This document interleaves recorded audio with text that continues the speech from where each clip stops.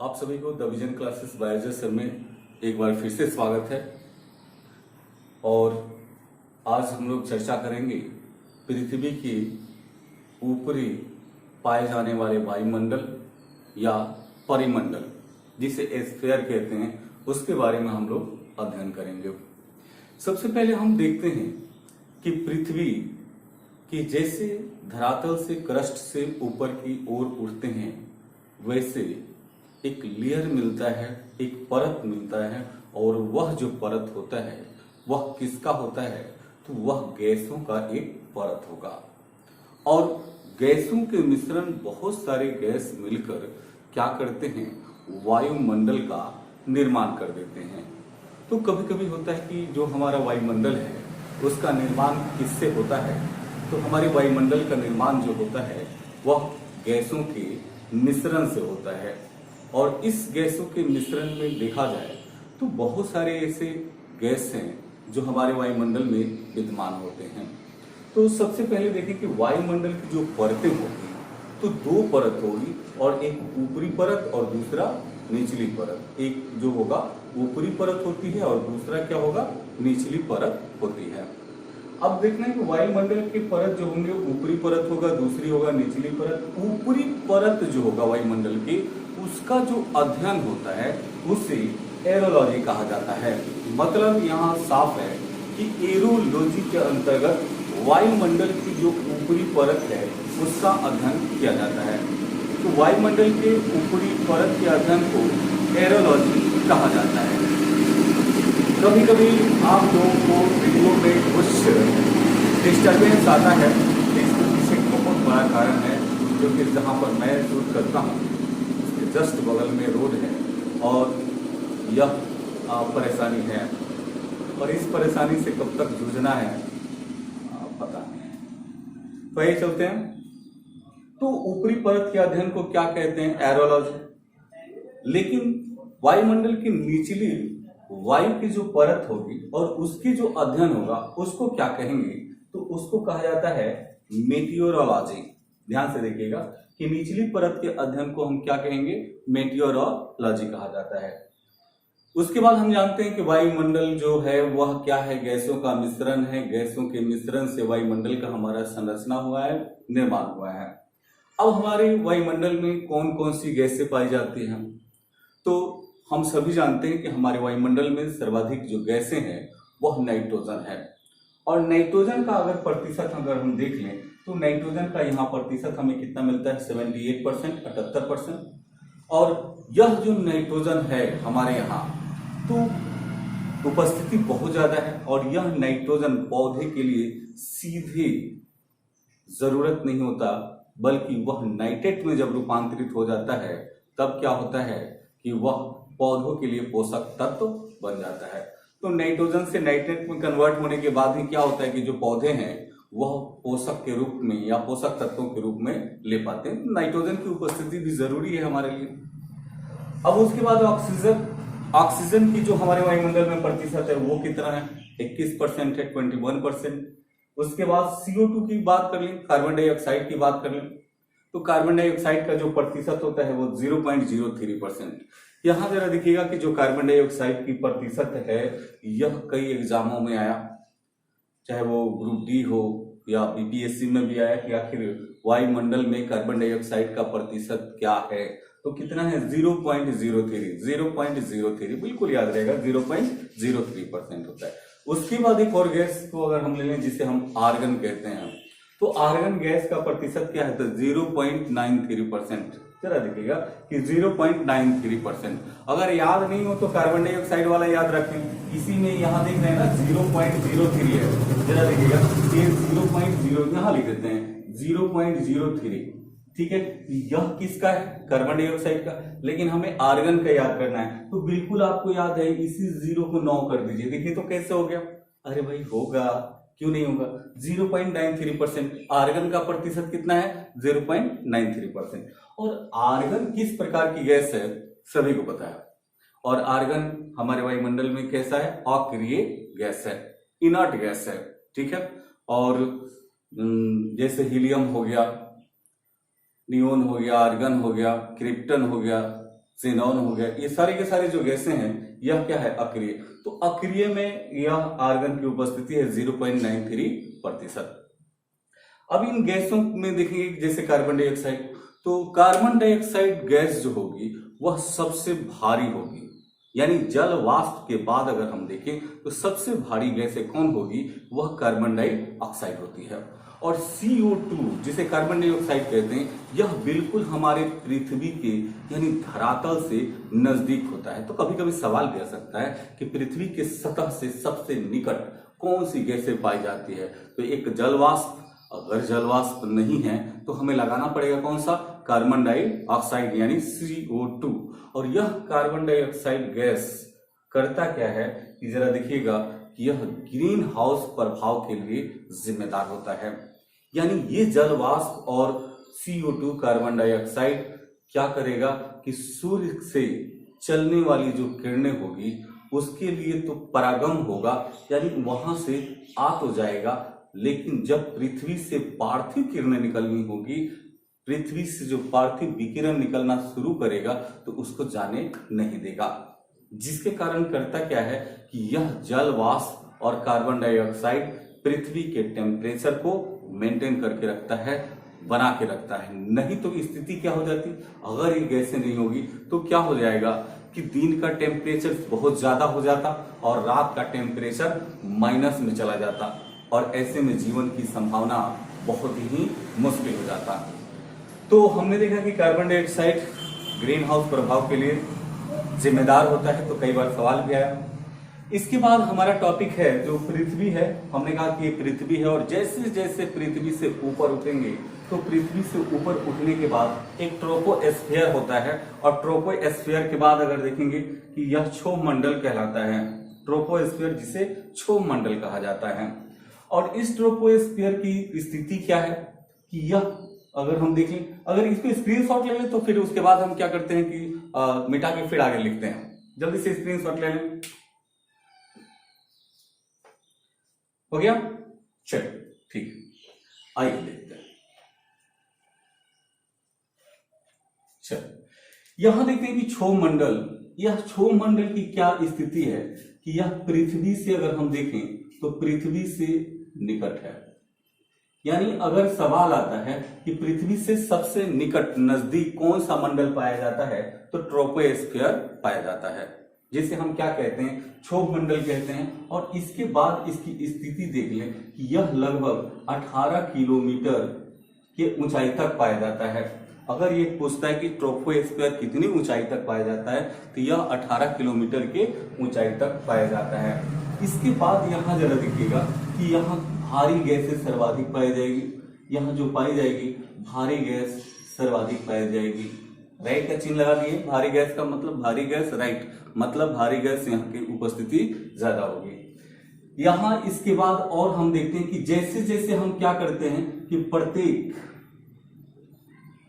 165 kilometre यानी 165 metre की ऊंचाई पर जाएं, जरा देखिएगा प्रत्येक 165 प्रत्येक 165 मीटर की ऊंचाई पर जाने पर क्या होगा कि यहाँ 1 डिग्री सेल्सियस टेम्परेचर कम हो जाएगा। यानी क्षोभ मंडल में जैसे जैसे ऊपर की ओर हम जाते हैं वैसे वैसे क्या होता है कि टेम्परेचर तापमान कम होता जाता है, और प्रत्येक 165 मीटर की ऊंचाई पर क्या होगा कि 1 डिग्री टेम्परेचर कम हो जाएगा, 1 डिग्री सेल्सियस तापमान नीचे आ जाएगा। लेकिन यह घटनाएं कहाँ हो रही है, तो सिर्फ और सिर्फ ट्रोपोस्फियर में, सिर्फ और सिर्फ क्षोभ मंडल में, क्षोभ मंडल से बाहर नहीं। इसके बाद हम देख लेंगे कि तापमान की बात हमने करी, थोड़ा सा दाब की बात करें तो अगर हम क्या करते हैं प्रत्येक 110 मीटर की ऊंचाई पर चले जाए, प्रत्येक 110 मीटर की ऊंचाई पर चले जाए तो 1 MB यानी 1 MB का मतलब क्या मिलेगा, वायु दाब भी कम होता जाएगा। मतलब प्रत्येक 110 मीटर की ऊंचाई पर अगर हम चलते चले तो वहां क्या होता है कि 1 मिली बार वायु दाब कम हो जाता है। सीधा स्पष्ट है, बिल्कुल स्पष्ट है कि क्षोभ मंडल में जैसे जैसे हम ऊपर की ओर जाते हैं वैसे वैसे टेम्परेचर गिरता है, तापमान गिरता है, और वैसे वैसे अगर हम देखें तो वायु दाब भी कम होता चला जाता है। तो दो कंडीशन यानी दो फैक्टर काम करना शुरू कर देगा, वायु दाब भी कम होगा, टेम्परेचर भी कम हो जाएगा। इससे जुड़े हुए और भी सवाल हम लोग करते रहेंगे, ठीक है। तो प्रत्येक 110 मीटर पर क्या होगा कि 1 मिलीबार वायु दाब की कमी हो जाएगी। इसके बाद हम देखेंगे कि यह क्या होगा कि सर्वाधिक घनत्व अगर देख लें कि यह सभी मंडलों से, सभी परिमंडलों से इसका घनत्व सर्वाधिक होगा। अब सवाल आता है कि किस मंडल का घनत्व सर्वाधिक होता है, तो क्षोभ मंडल का घनत्व सर्वाधिक होता है। लेकिन इससे जैसे जैसे ऊपर की ओर जाएंगे वैसे वैसे घनत्व की क्या होगी, कमी आती जाएगी, यानी डेंसिटी कम होगा, क्योंकि वहां पर जो गैसें होंगी वह दूर दूर होंगी और हल्की गैसें होंगी। लेकिन हमारे यहाँ जहां पर हम लोग हैं वहां क्या हो रहा है कि वहां जो घनत्व है वह नजदीक है, उसके कण पार्टिकल नजदीक है। तो घनत्व क्या हो गया प्लस। इसके बाद यहां देखेंगे कि इसी मंडल में क्या होता है, बादल बनते हैं। सवाल आएगा कि बादल कहाँ बनते हैं, तो क्षोभ मंडल में। बोलेगा बिजली कहाँ कड़केगी भाई, तो बिजली की देख ले बात, बिजली भी यहीं पर कड़केगी, और बादल भी बनेगा, बिजली भी कड़केगी, तो इसका मतलब वर्षा भी कहाँ होगा, तो यहीं पर इसी मंडल में। वर्षा भी कहाँ होगा, क्षोभ मंडल में। और जब ये सारी क्रियाएं होगी तो इसको हम क्या कहेंगे, मौसमी घटनाएं। मौसमी घटनाएं कहाँ होगी, मौसमी घटनाएं देख लें तो ये मौसमी घटनाएं यहीं पर होती है, कहां पर, क्षोभ मंडल में। तो सवाल आएगा कि मौसमी घटनाएं कहां होती है, तो मौसमी घटनाएं ट्रोपोस्फीयर में होता है, क्षोभ मंडल में होता है। और इसकी हमने कहा कि क्या है, अगर गहराई और ऊंचाई देख लें तो 18 किलोमीटर, यानी इसकी मोटाई जो है वो 18 किलोमीटर है। लेकिन देखिएगा कि इससे और कि अगर यहां देखिए विषुवत रेखा पर इसकी मोटाई देख लें तो विषुवत रेखा पर क्या होगा कि यहां पर मोटाई सर्वाधिक होगा। सवाल आएगा कि क्षोभ मंडल की मोटाई सर्वाधिक कहां पाई जाती है, तो कहां मिलेगी, विषुवत रेखा पर। और अगर दोनों ध्रुवों पर स्थिति देख ले तो दोनों ध्रुवों पर स्थिति क्या हो जाती है कि वहां कम हो जाता है। मतलब साफ कि क्षोभ मंडल पृथ्वी के दोनों ध्रुवों पर उसकी मोटाई जो होंगी वह कम होगा। लेकिन अगर कहां पर चले, विषुवत रेखा पर चले, तो उसकी मोटाई क्या हो जाएगी, ज्यादा हो जाएगी, ठीक है। इसके साथ एक और सवाल होता है कि गर्मी के दिनों में क्षोभ मंडल की मोटाई पर क्या असर पड़ेगा, तो यहां लिख डालते हैं कि गर्मी में क्या होगा, गर्मी में अगर देखें तो इसकी मोटाई पर असर पड़ेगा, गर्मी में इसकी मोटाई बढ़ेगी। और सर्दी में अगर देख लें तो सर्दी में इसकी मोटाई क्या हो जाएगी, ये कम हो जाएगा। यानी गर्मी की स्थिति हम देखते हैं तो गर्मी में क्या होता है, प्लस होता है, और सर्दी में क्या होता है कि वह कम हो जाता है, किसका, क्षोभ मंडल के ऊंचाई का। तो ये हमारे ट्रोपोस्फीयर है, और जीवन कहाँ है, यहीं पर है। मतलब हम लोग जो सांस ले रहे हैं, हम लोग जो रह रहे हैं, वही ट्रोपोस्फीयर में है। तो इसका स्क्रीनशॉट लें और फिर इसको मिटा के फिर आगे की ओर चलते हैं। वीडियो शायद आज लंबा होगा और कोशिश करेंगे कि ज़्यादा लंबा होगा तो पार्ट 2 भी हम बनाएंगे। तो एक और आपसे बात करनी है कि आप लोग सभी, कुछ ऐसे बच्चे हैं, कुछ ऐसे कंपटीटर हैं जो देख तो रहे हैं लेकिन सब्सक्राइब नहीं कर रहे हैं। भाई साहब, मैं आपके लिए आया हूँ, और आपके लिए जब आया हूँ तो सब्सक्राइब तो पक्का बनता है। सब्सक्राइब करें और उसके बाद लाइक करें, कमेंट करें, अगर अच्छा है तो अच्छा और खराब है तो खराब, दोनों में से एक आप लिख डालें, क्योंकि इससे पता चलेगा कि आप क्या कर रहे हैं और मेरे में क्या है। तो इसलिए आप सभी जुड़े, मेरे साथ बने रहें। कोशिश करूंगा कि बेहतरीन देने की कोशिश करूंगा, बेहतरीन देने की कोशिश करूंगा। तो वीडियो के अंत तक बने रहें। एक बार स्क्रीनशॉट लें, फिर आप उसके बाद हम चलते हैं। चलिए, हो गया, मिटा देते हैं। तो ये पृथ्वी के हमने निकट की देख लिया, क्षोभ मंडल की बातें कर ली। इस क्षोभ मंडल से फिर हम क्या करेंगे, ऊपर की ओर चलेंगे, ठीक है। आइए,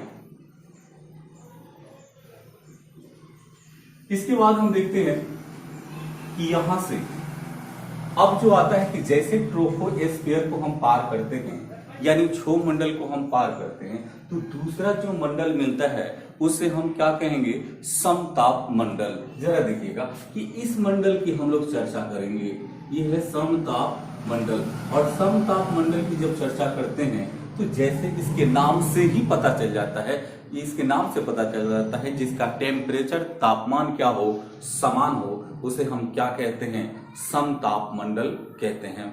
मतलब क्या होगा कि समान ताप वाले, अगर तापमान समान होगा यहाँ पर तो बिल्कुल वहां पर वायु दाब भी क्या होगा, समान होगा। और जब दोनों समान हो जाएगा तो वहां हवाएं नहीं चलेगी, क्योंकि हवा टेम्परेचर और प्रेशर के कारण ही चलता है। तो जरा देखिएगा कि जब ये सारी घटनाएं नहीं होगी तो क्या क्या नहीं होगा। आइए देखते हैं कि समताप मंडल, समताप मंडल की बात कर लें, समताप मंडल। और समताप मंडल जिसका तापमान क्या होता है, यहाँ समान होता है, तापमान समान होगा, बराबर होगा। ठीक है, समताप मंडल उस मंडल को कहा जाता है जहां पर उसका तापमान क्या होता है, समान होता है, बराबर होता है, उसे समताप मंडल कहते हैं। इसके बाद क्या होगा कि यहाँ पर जब तापमान बराबर होगा, वायु दाब बराबर होगा, तो बादल नहीं बनेगा। और जब बादल नहीं बनेगा तो आपको पता है कि बिजली भी नहीं कड़केगी यहाँ, और जब बिजली भी नहीं कड़केगी तो फिर यहाँ पर कोई वर्षा भी नहीं होगा। ठीक है, ना तो यहाँ पर बिजली कड़केगी, ना तो बादल बनेगा। और जब ये सारी घटनाएं नहीं होगी तो सावन भादो वाला वर्षा भी नहीं होगा, यानी यहाँ पर वर्षा भी नहीं होता है। जब ये सारी घटनाएं नहीं होगी, जब ये सारी घटनाएं नहीं होगी तो इसका मतलब साफ है कि इस मंडल में क्या होगा कि मौसमी जो घटनाएं होगी वह नहीं होगी, यानी मौसमी घटनाएं नहीं होती है। तो समताप मंडल में कोई भी एटमॉस्फेरिक जो इंसिडेंट है वो नहीं होगा, वो घटनाएं नहीं होगी, मौसमी घटनाएं नहीं होगी। और जब मौसमी घटनाएं नहीं होगी तो वहां का मौसम अगर देख लें, यानी वहां का स्थिति देख लें, तो कैसा होगा, साफ और स्वच्छ होगा। जरा देखिएगा कि आकाश कैसा होगा, बिल्कुल साफ होगा। और जब साफ होगा तो क्या होगा कि जो वायुयान चालक हैं, यह सवाल बहुत बड़ा है, वायुयान चालक हैं, वायुयान चालक के लिए सर्वोत्तम होगा, वायुयान चालक के लिए क्या होगा, सर्वोत्तम होगा। ठीक है, सर्वोत्तम होगा। तो सवाल आया कि वायुयान चालक किस मंडल में या किस मंडल का प्रयोग करते हैं, तो समताप मंडल का प्रयोग करते हैं। अब एक और है कि समताप मंडल के कौन से, तो दो भाग है, समताप मंडल के निचला और समताप मंडल के ऊपरी भाग। तो समताप मंडल की निचली परत में क्या किया जाता है, वायुयान का परिचालन किया जाता है। तो कभी फंसा के पूछेगा कि वायुयान का परिचालन समताप मंडल के किस भाग में किया जाता है, तो ऑप्शन दे देगा, निचले भाग में, ऊपरी भाग में। ठीक है, उसके बाद ऊपरी भाग के बाद दे देता है कि मध्य भाग में। तो यह कहां परिचालन किया जाता है, तो निचले भाग में किया जाता है। ठीक है, तो वायुयान चालक के लिए सर्वोत्तम कौन सा होता है, समताप मंडल। यहाँ पर हमेशा समान होता है।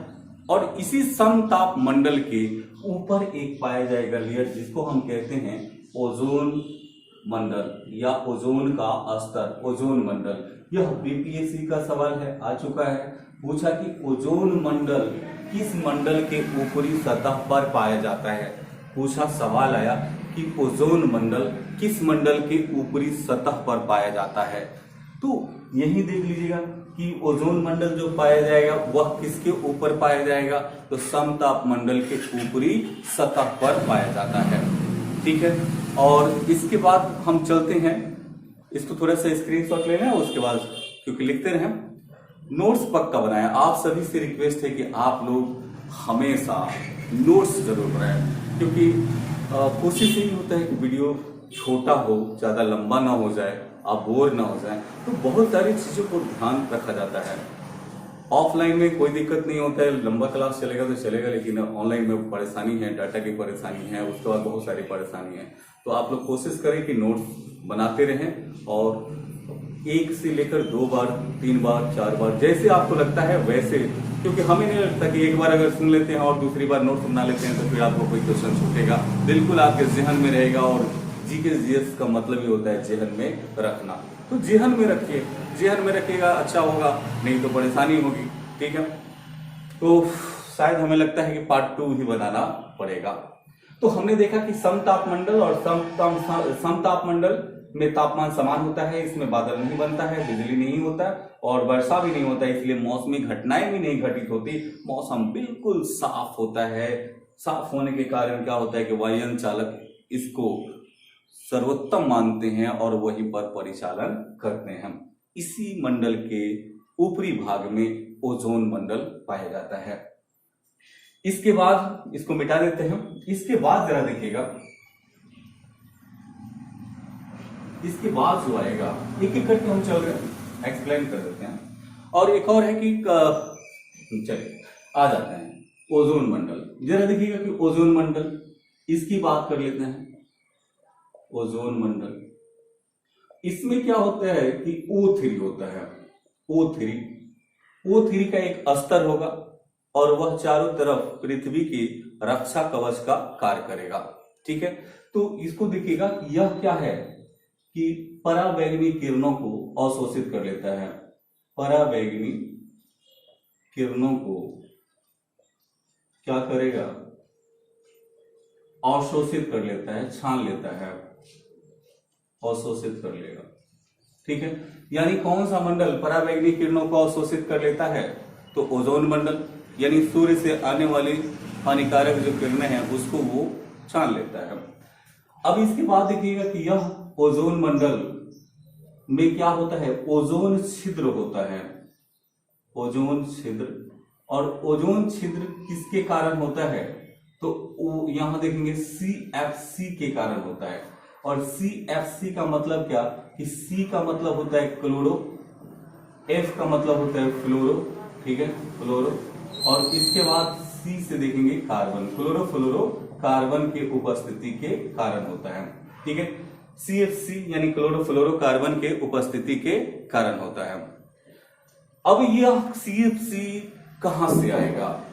तो इसका उपस्थिति जरा देखिएगा कि आखिर क्यों CFC क्लोरोफ्लोरो कार्बन के लिए उत्तरदायी गैस कौन सा है या उत्तरदायी रसायन कौन सा है, तो इस पर हम ध्यान डालेंगे। तो इसका 2 है, एक जिसको हम कहते हैं फ्रियोन गैस। फ्रियोन कितना बढ़िया नाम है, फ्री में ऑन, फ्रियोन गैस। ठीक है, और दूसरा क्या? अमोनिया।